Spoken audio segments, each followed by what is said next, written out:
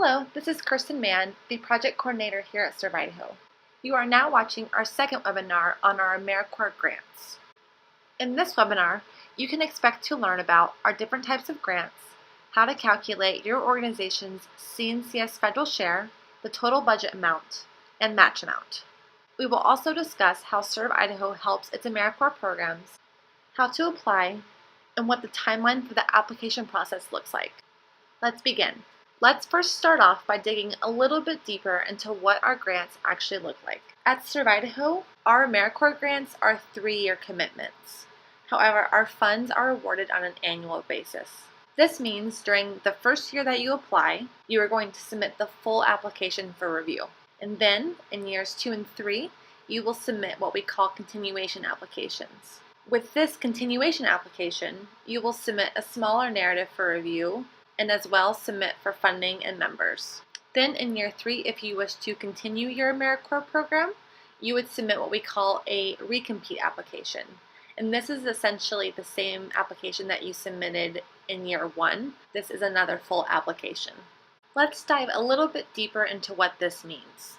This means for your year 1 grant, you will include things like your narrative, your full budget, your performance measures, and your logic model. Then, in years 2 and 3, you will submit continuation changes. These changes might be changes to your budget, the number of members you want, or maybe which performance measures you've selected. This would also be the place to document your performance as a program.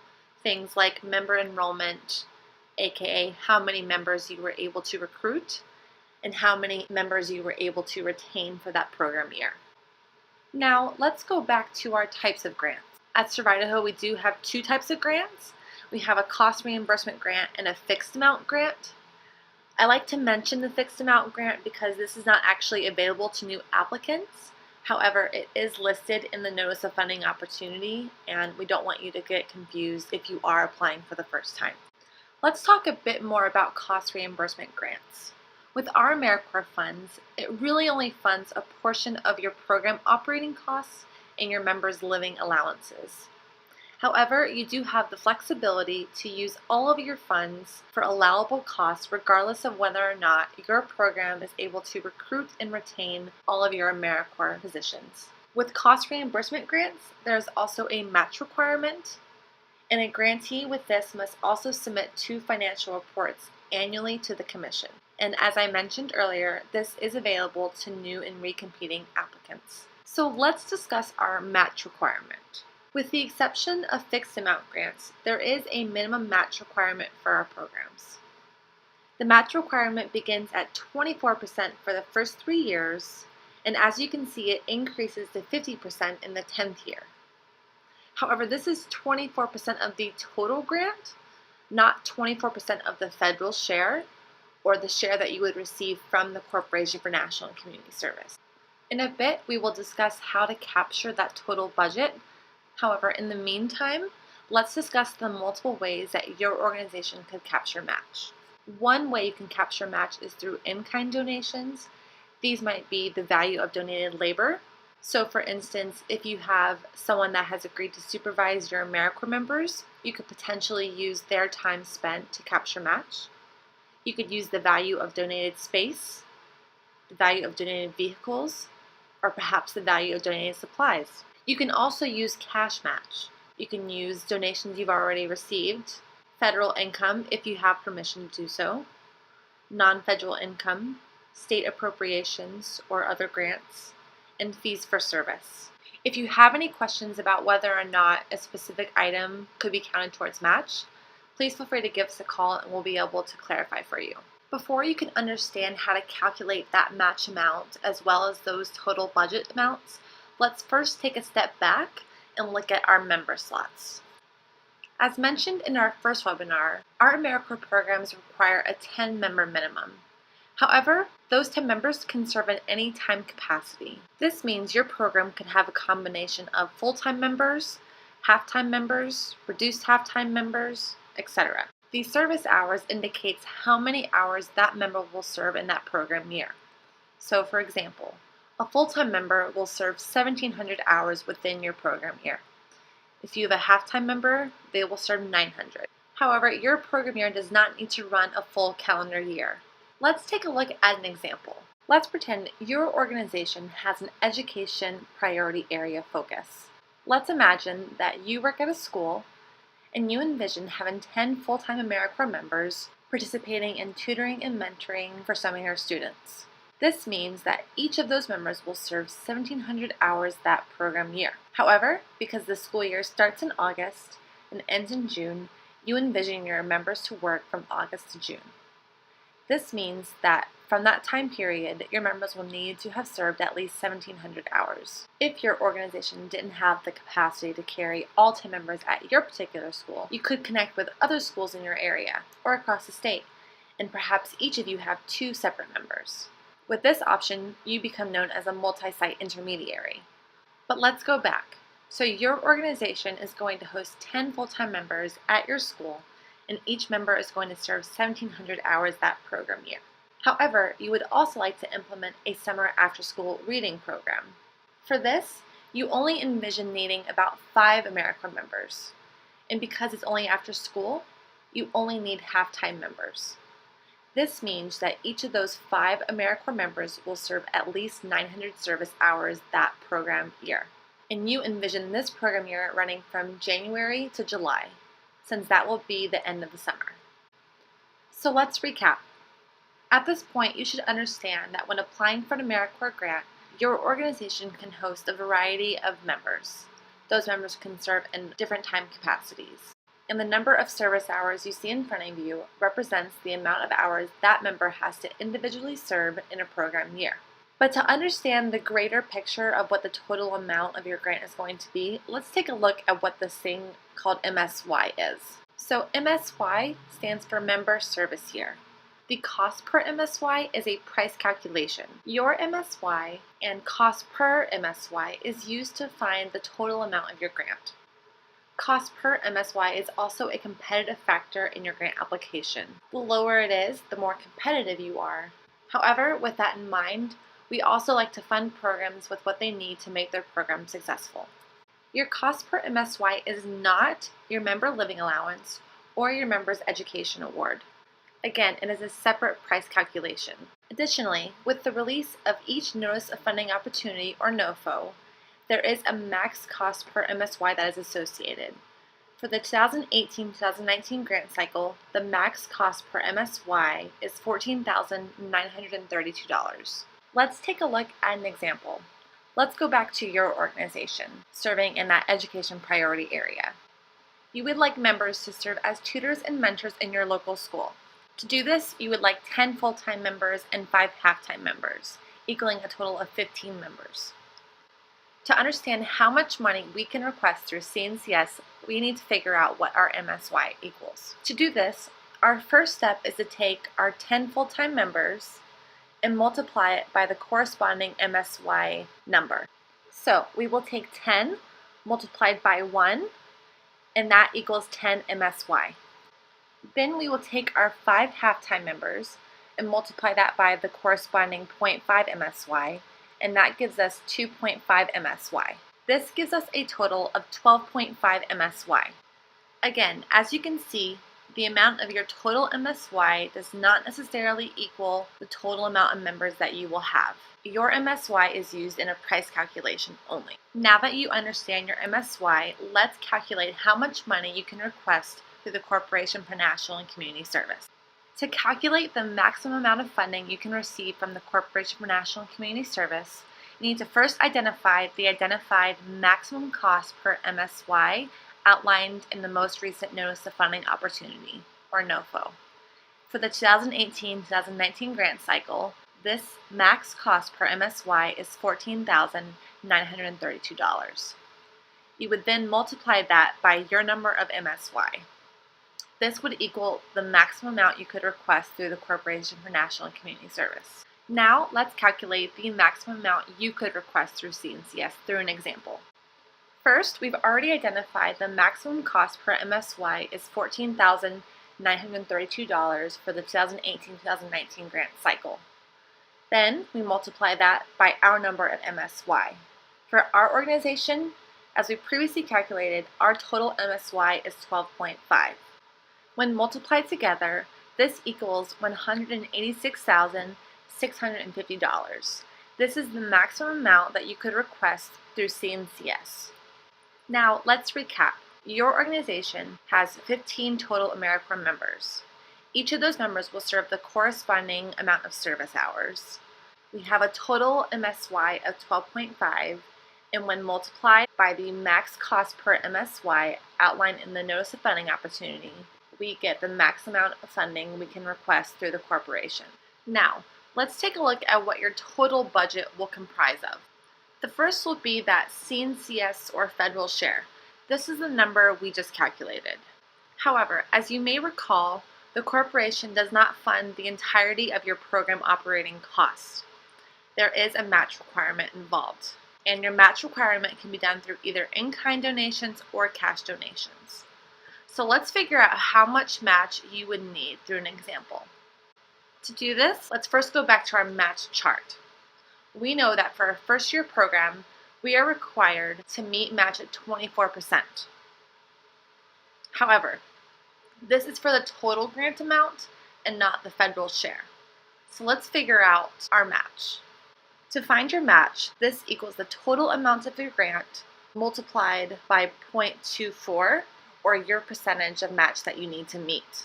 So far, we've only calculated the CNCS or federal share. So let's now calculate the total amount.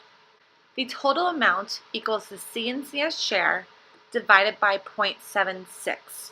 We use 0.76 because this represents the percentage of the program operating cost that CNCS is willing to fund. So if you were to add up 0.76 plus 0.24, that would equal 1.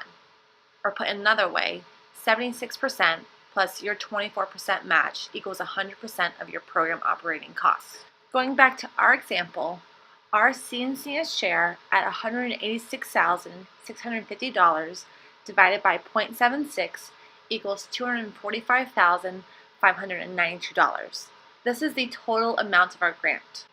Now that we have our total amount of our grant calculated, we can multiply that times 0.24, and that will give us our match amount totaled at $58,942. When calculated correctly, your CNCS share added to your match amount should equal the total amount of your budget. When you're entering in your budget, you would make sure that the corresponding columns match with the corresponding percentage amounts, like so. Let's recap. So your organization has a total of 15 members with a 12.5 MSY. We've identified the maximum amount cost per MSY in the Notice of Funding Opportunity at $14,932. With this, we were able to calculate our total federal share at $186,650. We were then able to use that to calculate our total budget and our match. Now, let's briefly recap some of the budget requirements for cost reimbursement grants. With cost reimbursement grants, these are available to new and recompete applicants. You will be required to submit a detailed budget and as well quarterly reports. These include federal financial reports, or FFRs, and annual performance reports, or APRs. Match is required at 24% for first-year programs. However, you will have access to all of your funds regardless of whether or not you were able to successfully retain and recruit all of your members. And lastly, no matter which grant type you request, the grant funding will supply only a portion of your program costs. You will need to secure additional resources to support your AmeriCorps program. For grant applicants, Serve Idaho is always here to help answer any questions we can. However, let's discuss some of the ways Serve Idaho is going to help you maintain your success after you become an AmeriCorps program. One of the things that we do with all of our programs is bring them together each quarter, and we call these program director trainings. These trainings really allow you the opportunity to talk with other program directors and glean any best practices that they might have. We also have staff talk about things that are pertinent to your grant, and as well, we bring in guest speakers to discuss things that might be applicable to your organization as a whole. Every year, Serve Idaho also hosts our annual Serve Idaho conference. This is an opportunity for both you and your members to come down for 2 days of related training. What makes this conference special is one of our days is actually focused on AmeriCorps members, and not only thanking them for their term of service, but also celebrating what they've accomplished and giving them training skills that they can use moving forward. Both the cost for the Serve Idaho conference and the program director trainings can be written into your Serve Idaho grant. There will be more of this in our next webinar focused solely on the budget. We also have many online resources you can access, things like our program director's manual, but most importantly, both our staff and our commissioners are there to answer any questions you may have and as well offer any support that you need. Now, if you are awarded funds, let's talk about some of your responsibilities. 1, your organization will be responsible for recruiting your members. You will also have to train your members, manage those same members, comply with any federal regulations, complete background checks for both your members and anyone listed on the grant application, generate the necessary match funds, attend any and all Serve Idaho trainings, participate in national days of service, and if you decide to recompete for a second time, your organization will need to complete a program evaluation. Additionally, for all AmeriCorps programs, there is a staffing requirement. So for every 10 AmeriCorps members, you do have to have 1 program director. However, the great news is you can write the benefits and salary of that program director into your grant budget, or they can come from match. Now, let's discuss how your organization can apply for an AmeriCorps grant. If your program wishes to address community needs in Idaho, organizations must apply through Serve Idaho. However, for federally recognized Native American tribes, this process looks a bit different. Each year, the corporation designates that at least 1% of its total budget will go towards programs that benefit Native American tribes. Native American tribes may apply for funding via one of the following options. 1, through the Indian Tribes Notice of Funding Opportunity, or through the main AmeriCorps NOFO. However, with the main AmeriCorps NOFO, you wouldn't apply directly to Serve Idaho. You would apply directly to the Corporation for National and Community Service. However, we want to highlight that Serve Idaho is here as a resource, and please come to us with any questions you may have. Now, let's discuss how our applications are processed. After you've applied to Serve Idaho, a committee that consists of commissioners, Serve Idaho staff, and community reviewers reviews all grant applications. After that, the full commission confirms the recommendations from the committee. Then, Serve Idaho sends those decisions directly to the corporation, who then have their own compliance review and check. After that, there is a clarification period, and grant applicants are notified of their award in late spring or summer. Now, let's take a look at how our applications are scored. When you go to our website at www.serveidaho.gov, under the Funding tab, there you can find the scoring rubric for the new and recompete grant applicants. This scoring rubric is used by all committee members. So, after writing your grant, we would recommend bringing in an outside reviewer to review your grant application and make sure it hits all of the bullet points listed in the scoring rubric. Now, let's review a more detailed timeline of what the 2018-2019 grant cycle looks like. On Monday, August 28th, the request for proposal opened.